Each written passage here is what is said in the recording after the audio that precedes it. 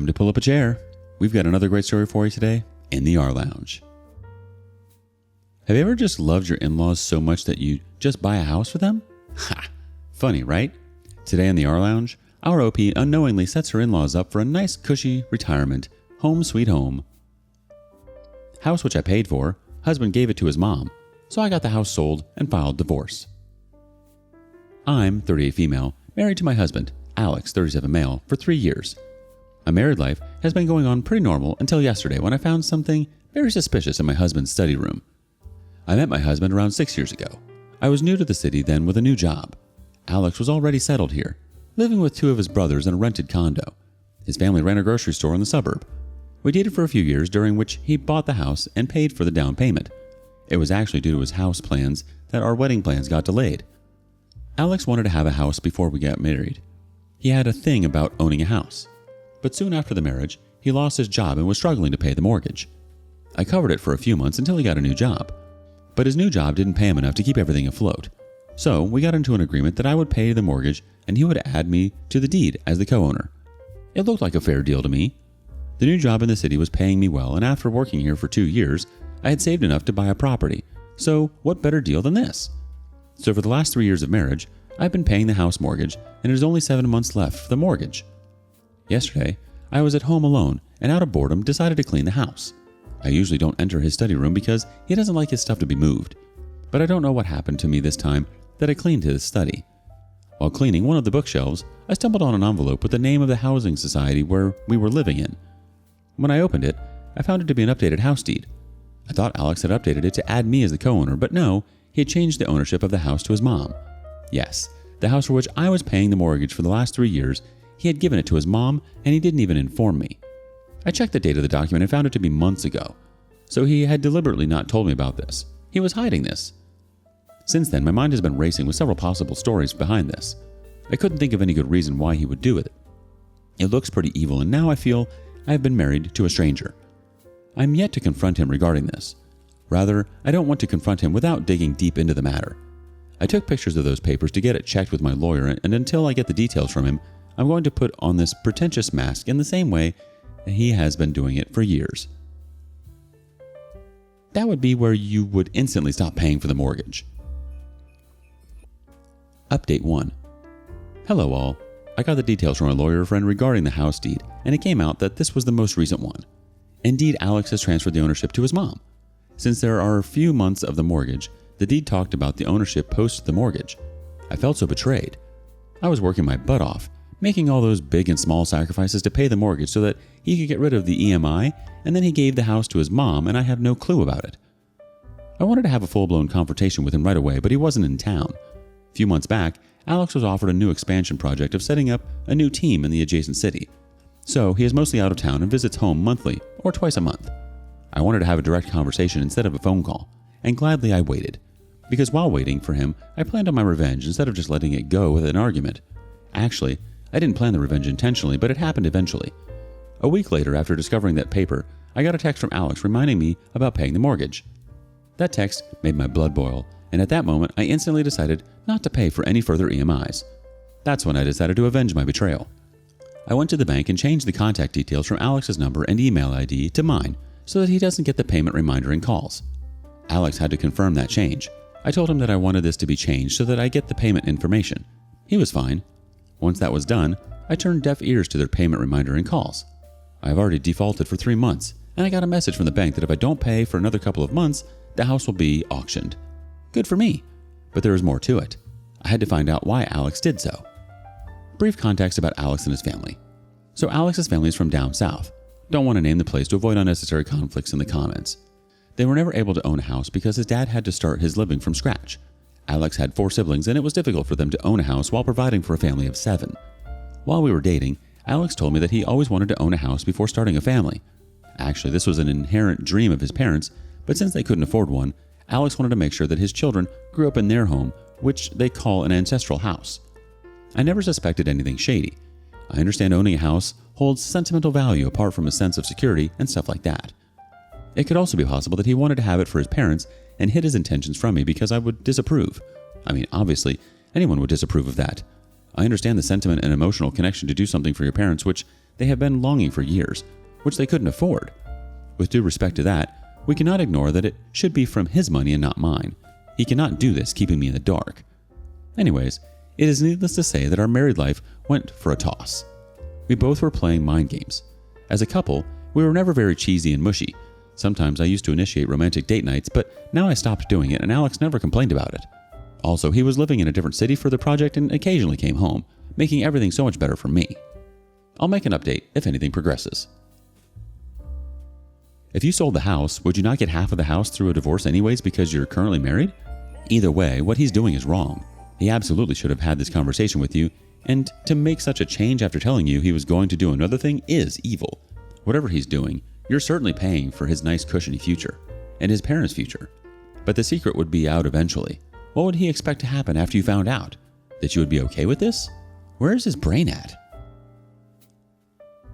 Update 2. Hello all, thanks for all the suggestions. Some of you commented asking me to find the reason behind his move instead of assuming things and ruining everything. Even my lawyer friend suggested so. I thought about it and decided to dig into the matter. Initially, I tried to find out the truth myself, but after brainstorming a lot, I still was not able to figure out anything. Yes, I was anticipating an angle of affairs as well. I tried checking his phone when he came home, but it was clean. Instead of spending days and nights scratching my head, I hired a PI on Alex. It was expensive, but it was worth it to get rid of the uncertainty I was going through. It took almost a month for the PI to get me all the details. Apart from the already known information like the ownership of the house and family history of Alex, there was one thing that came out, and it was about Alex's ex, Jay. She was not a mere ex, but his fiancée. They were engaged. A month before the wedding, something happened, and their relationship turned hostile. It happened a year ago before I met Alex, so there was no cheating involved. The concerning part was, Alex never told me about this. This was not just a fling that would have slipped his mind. They were about to get married. The agency gave me the details of that woman. I looked up about her on social media and saw that she was quite well off. Her father was a real estate businessman. A few days later, I showed up at her office. She was married. Just showing up at her house to talk to her ex-fiancé didn't sound decent. I introduced myself as Alex's wife and told her it was something important. She agreed to talk. I asked her about the reason for their breakup. She was reluctant to talk about her personal life. She seemed like a genuine person to me, and I had no option but to spill the beans first to get the information. I told her about the house stuff and she smiled. She was like, "Oh, finally, he was successful in trapping someone for the house." Then she put down her guard and told me everything. She met Alex at a common friend's party and they hit it off. They dated for a year in which Alex expressed his desire to own a house. Felt like a deja vu moment for me. Her father was into real estate, so she took his help to get some good property deals for Alex, but he kept rejecting one after another, saying it was beyond his budget. She was already living in a house gifted by her father, so Alex moved in with her instead of buying his own. They got engaged, but soon after that, Alex pestered her for transferring the house to his name. She tried to convince him that it didn't matter who owned it since they were getting married, but Alex used his sob story to manipulate her into giving the house to him. His sob story was as in how his parents were never able to afford their own house and how he always wished to have a property in his name.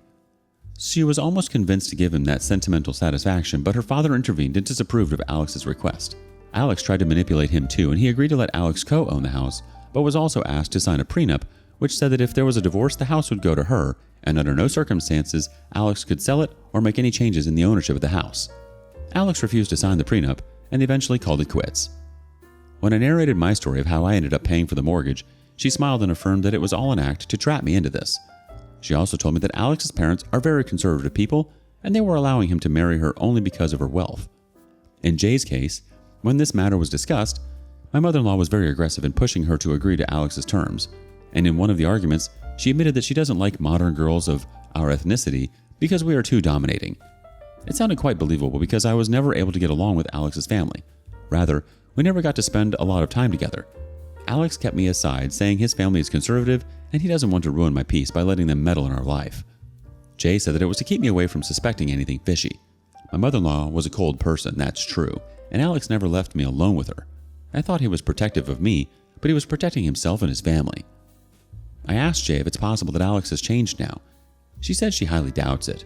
She told me up front that once Alex got the house, he would divorce me and marry someone of his own community who was more homely and submissive.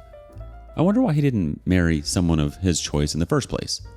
Jay said that the woman of his choice can't afford a house to give to Alex. That sounded outrageous, but it does make sense now. I wasn't thinking about the divorce until now, Or maybe it was there at the back of my head and I was not acknowledging it. Let's see how it goes, but what information I got from Jay, I'm pretty sure that Alex is not the person he's been acting all this while. P.S. For people who still think I'm evil and letting go of the house without any confrontation with Alex, I'm not going to justify myself because I know what I'm doing is right at this moment. He tricked me into this, and now he's going to pay for it. Even if he does not intend to divorce me, he still has concealed so much crucial information from me, which hints at his malicious intentions. I have been betrayed badly, and now I don't care about his emotions at all. Ah, yes. And so the pieces of the puzzle fit. Jay sounds like she's got nothing to lose in lying to you. Obviously, with that, and saying that he signed the house over to his mother means that he has no intention of staying with you. You're just collateral damage. All he sees is dollar signs and someone to pay for his house. Update 3. I have been longing to make this update. The house is finally up for auction. I defaulted on the loan for 6 months and didn't respond to any of the payment calls. I got an email from the bank that they are sending a formal letter of intimation with the final deadline to pay the mortgage. Alex was in the city at the time, but I ensured that the letter didn't reach him. I was tracking it closely, and as soon as it was dropped in my mailbox, I picked it up and destroyed it. Evil, yeah. Then, last month, bank officials showed up at the house, telling me the outcome of defaulting it further. They informed me that if I didn't pay within the next 30 days, the house would be put up for auction.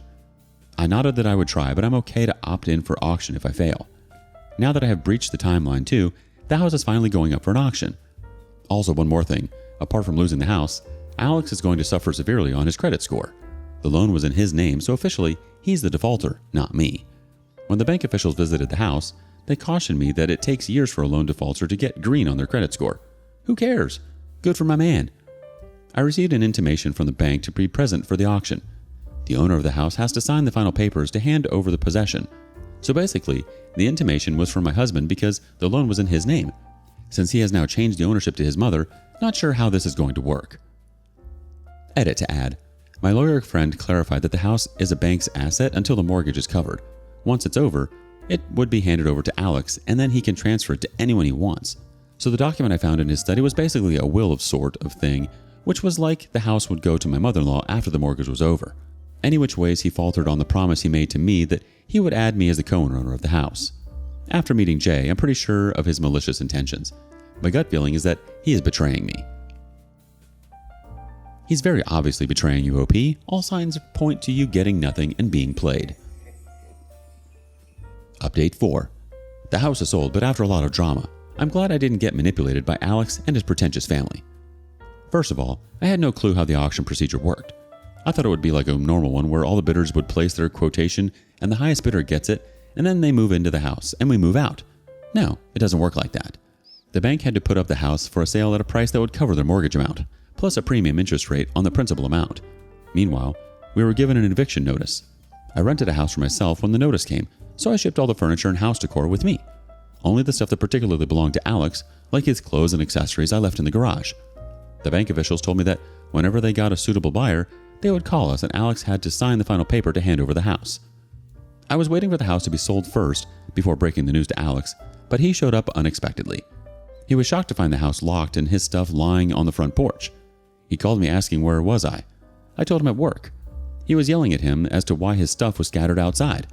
I told him that the house was no longer his and the bank had seized it. He lost his mind. I was not able to see his expression on the phone call, but I'm sure he would have been flustered red with anger, and I was enjoying it. He bombarded me with a sort of questions of how, why, when. I said I was at work and needed to hang up, and if he needed any further details, he could meet me at a cafe outside my office in the evening. My God, I'll tell you, he was at my office within an hour, but I didn't meet him until I wrapped up my day. He was just so furious to see me. He understood that I was messing around with him. He was like, "What did you do?" before I revealed my cards. I wanted to see how far he could go. I said I defaulted on the loan because I had other commitments. He was like, "Why didn't you tell me?" I said I was afraid and I had no clue that the house would be seized in case of a default. Maybe if he were not in a public place, he would have banged my head against the wall. I was cracking up from the inside on seeing him like that. He went on and on saying how precious that house was to him. It was his dream house and I had shattered it. He blurted out what's the point of marrying someone outside his community against his parents when he couldn't gain anything out of it. It was shocking for me, but I didn't lose my resolve. When he was done venting out and abusing me, I gave him the paper I found in his study.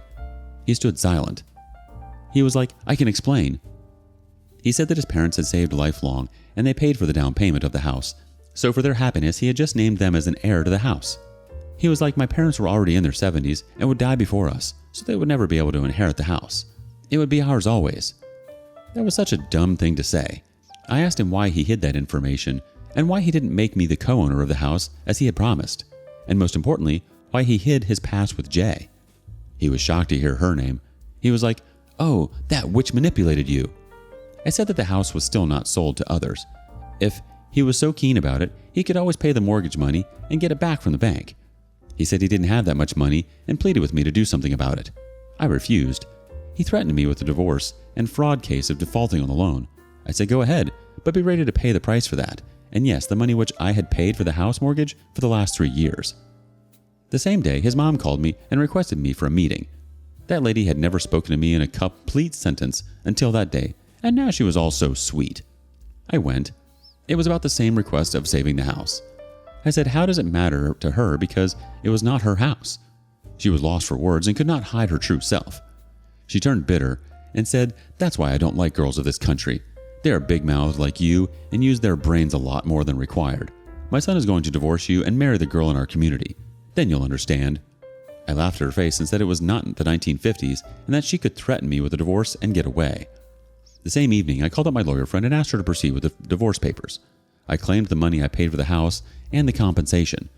I'm not sure if he would be able to hear that, but I don't care. People like Alex who prey upon others' emotions for their own benefit need to pay the price. When he got the papers, he called and pleaded with me to reconsider the divorce terms as he could not pay the huge amount, and that his parents had to sell off their grocery store to settle the amount. I said I didn't care and hung up. I'll make an update after the divorce is done. Until then, I'm living my life freely, and I have already gotten over this man in the last 7 months. So yeah, I'm cool about the whole separation thing. We also don't have a kid, which makes a lot of it better. But you did get manipulated by them. You spent thousands and thousands of dollars on a house that wasn't even yours. Yikes. Hopefully you get your money back. I guess the next time, make sure a house is actually yours before it's someone else's. What do you think of all this? Would you have made such an agreement without first signing any papers on the matter? Thank you for following along today in the rLounge. Before you go, be sure to like and subscribe and hit that notification bell. If you have something you want to share regarding today's content, we want to hear it. Until next time.